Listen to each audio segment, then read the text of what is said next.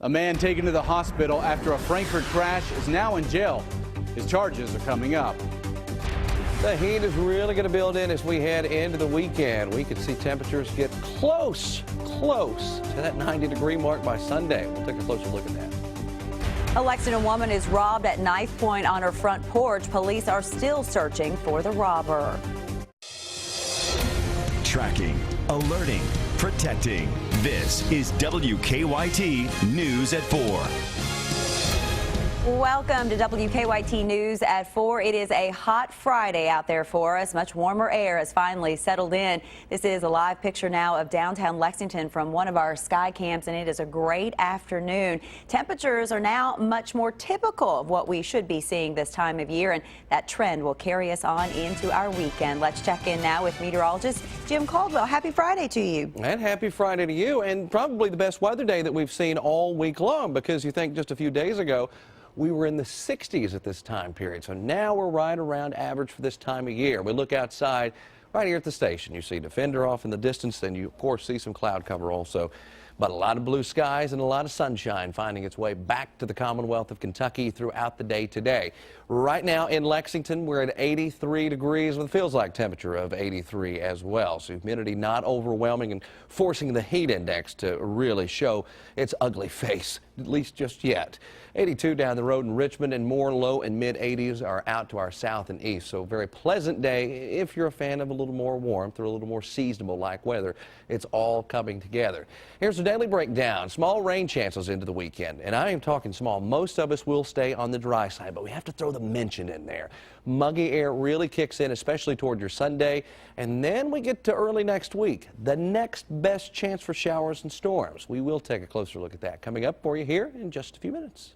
All right, we will see you then, Jim. Thank you. A close call for a Franklin County Sheriff's deputy. He was working a crash last night on US 60 when his cruiser was hit by a suspected drunk driver. The cruiser was heavily damaged. We've learned this is not the first time the driver has been charged with DUI. WKYT's Victor Puente is in Frankfurt with our top story at 4.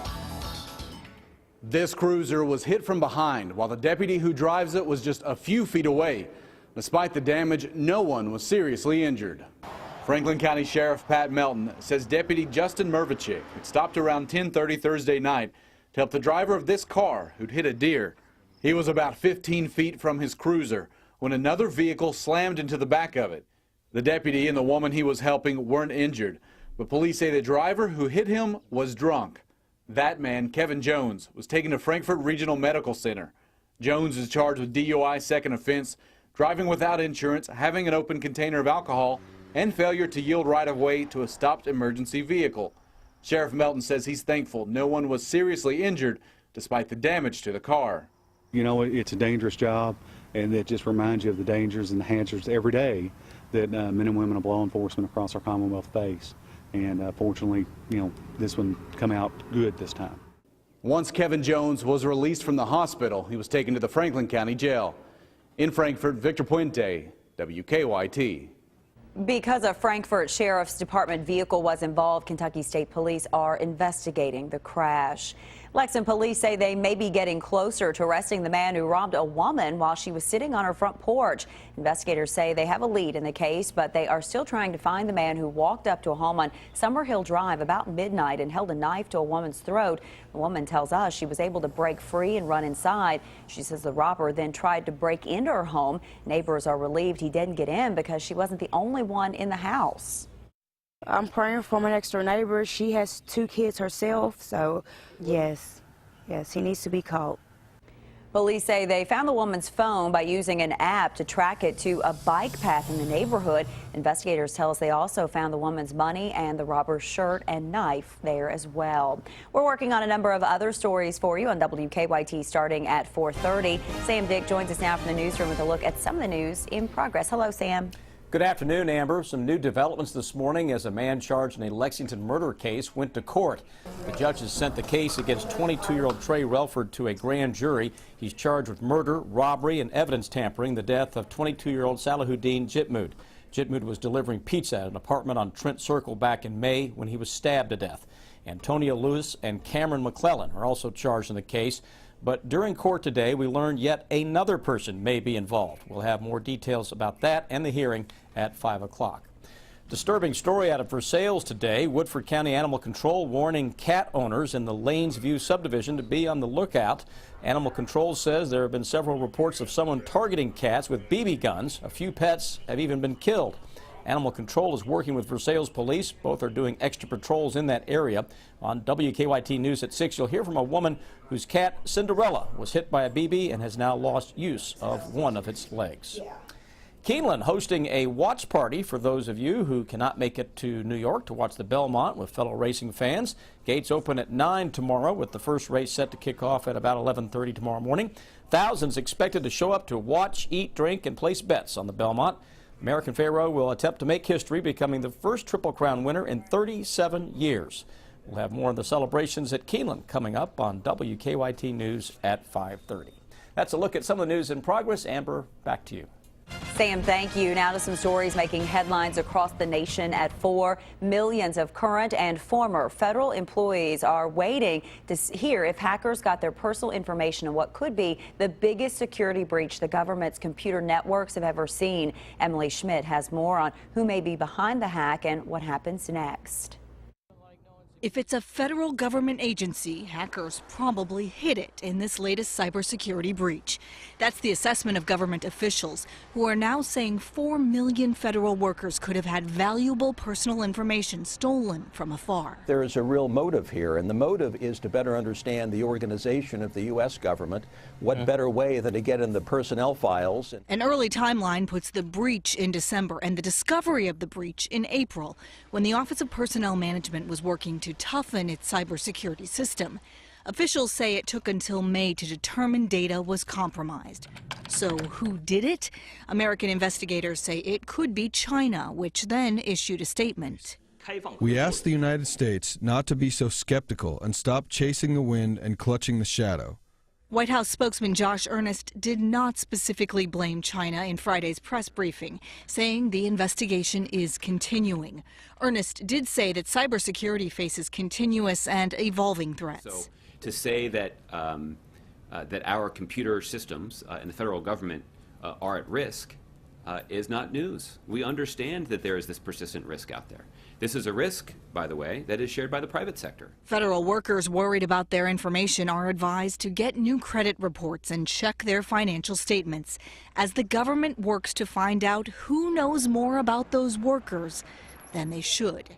In Washington, I'm Emily Schmidt reporting.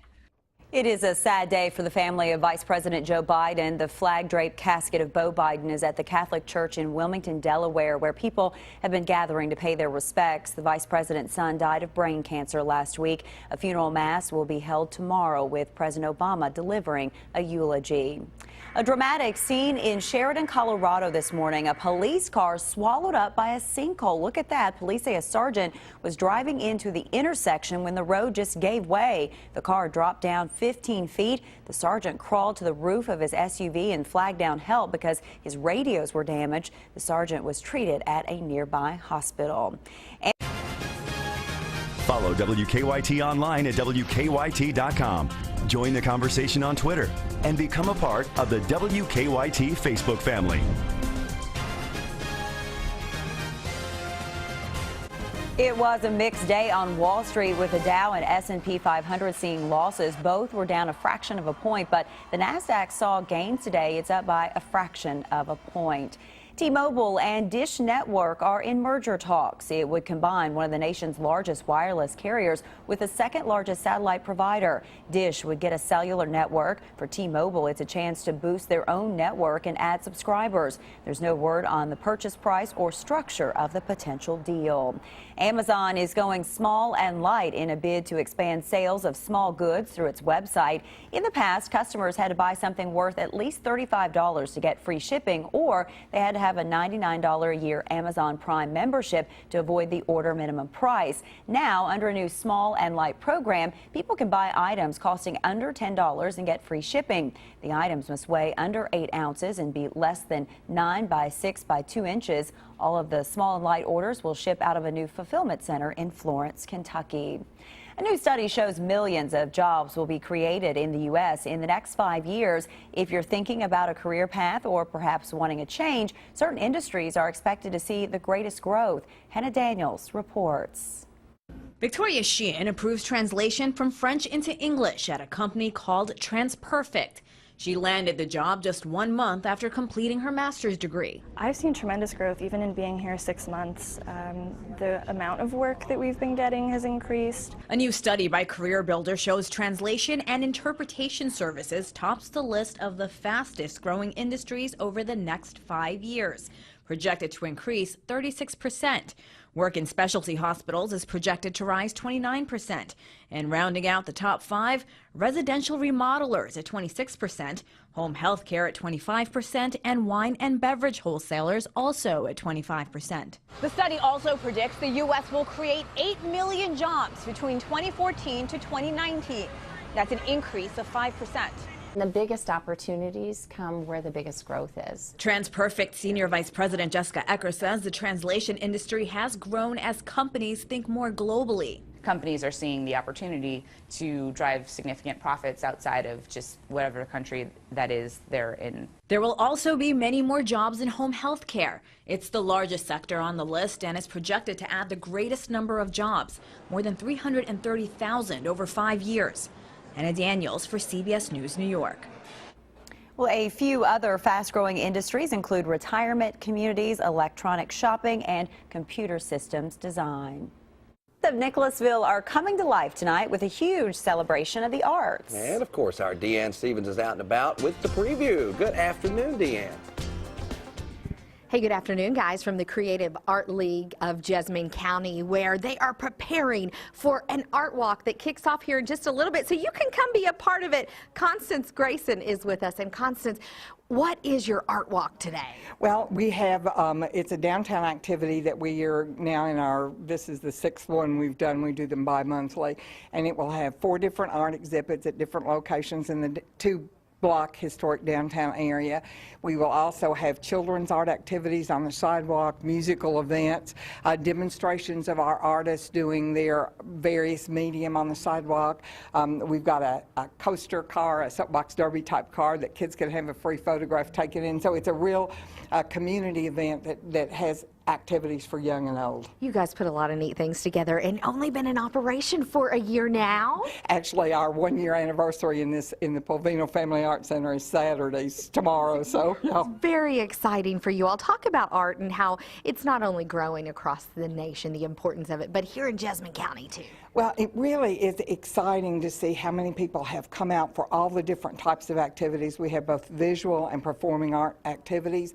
And one of the things we have found is that in addition to enhancing quality of life and giving people something that they can do and enjoy and be proud of, there is also an economic benefit to the businesses and restaurants downtown. They're going to be packed in a little while. Absolutely. And the retailers who are downtown have extended hours tonight for the gallery walk. And so it's a fun time, and it also has an economic benefit. All right, come be a part of it. Get in your car and head on here to Jessamine County. Things kicking off at 5 o'clock right here on South Main Street. You can't miss it. Be a part of the fun. Coming up at 4:50, we're headed outside where some fabulous activities are going on. We'll have more about that when we return here on WKYT.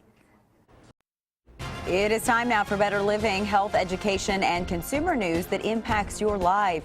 A new study finds patients who do not take blood pressure medication within 2 days of surgery are significantly more likely to die within the month. Researchers from UC San Francisco studied 30,000 patients. They found those who didn't take medication promptly also increased their risk of infections, pneumonia, and organ failure. Blood pressure medications are commonly stopped for patients under general anesthesia. They're often not restarted right away. And researchers say a single blood sample can reveal a person's entire history of infection. Scientists from Howard Hughes Medical Institute came up with the technology to test a person's blood for both current and past viral infections. Researchers say the new test is much more efficient than testing for specific viruses one at a time. A new drug aimed at helping women has cleared a key hurdle, winning backing from an FDA panel. An FDA advisory committee voted 18-6 to recommend approval of a female Viagra. The drug has been used to treat premenopausal women. One study says up to a third of adult women seek treatment after losing their sex drive. A campaign called Even the Score has been pushing for the FDA's approval.